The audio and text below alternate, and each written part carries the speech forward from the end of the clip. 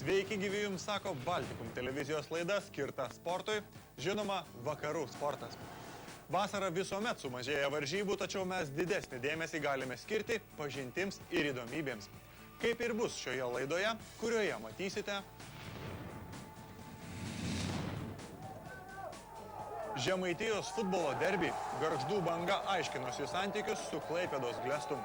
Kam bučinių skiria futbolininkas Robertas Foškus, pažintis su naujo klubo beieškančių klaipėdiečių.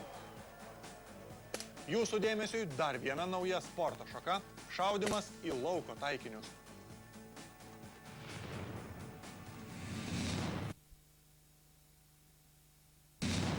Paskutinėje laidos dalyje dar viena nauja mūsuose sporto šaka – šaudymas į lauko taikinius.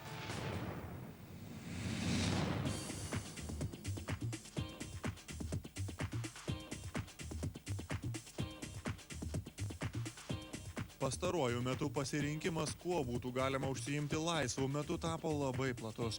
Jei neturite jokio noro gainioti futbolo kamuolį po purvinus ir duobėtus Klaipėdos stadionus, galite pasirinkti kitokias sporto šakas, kurios gerokai ramesnės, tačiau ir brangesnės. Vakarų sporte jau pasakojame apie stendinį šaudymą, šį kartą apie dar vieną šaudymo rūšį, kuri Lietuvoje palyginti jauna. Tai šaudymas taip vadinamais oriniais arba pneumatiniais šautuvais, kurie Lietuvoje geriau žinomi kaip buvę naudojami visiems prieinamose šaudyklose arba tiruose. Lengvi, paprasti šautuvai ir dar mažesni ir netokie pavojingi kaip šoviniai kulkos. Ir dar įdomesni taikiniai. Sporto šakos atstovai taikosi į gamtoje išdėstytus taikinius, kurie imituoja miško žvėrelius. Tai tokia sportinio šaudymo rūšis, kur naudojami oriniai ginklai šaudyti į plieninius siluetinius taikinius. Sportas labai panašus į medžioklę.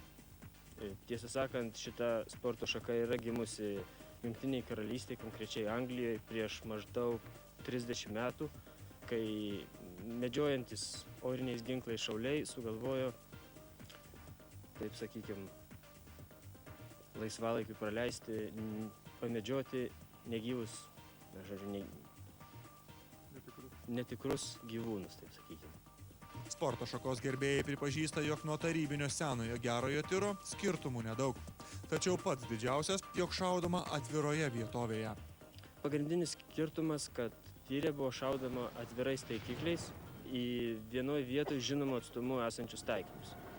Šičia taikiniai yra pastatomi nežinomu atstumu, kurį šaulys turi pats arba, taip sakykime, nustatyti arba atspėti. Be to, šaudymas vyksta lauke, kur yra vėjas ir jį reikia taip pat įvertinti. Tai toks pagrindinis skirtumas. Be to yra naudojamas optinis taikiklis, kurį reikia reguliuoti, mokėti, didesnis tikslumas.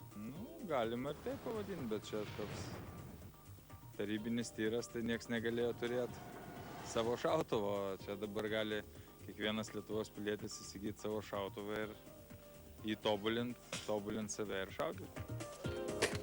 Varžybose šauliai taikosi į žvėrelį, kurio centre pažymėtas apskritimas. Taikinys nukrenta tik tokiu atveju, kai pataikoma į apskritimą, kitu atveju žvėrelio imitacija lieka stovėti.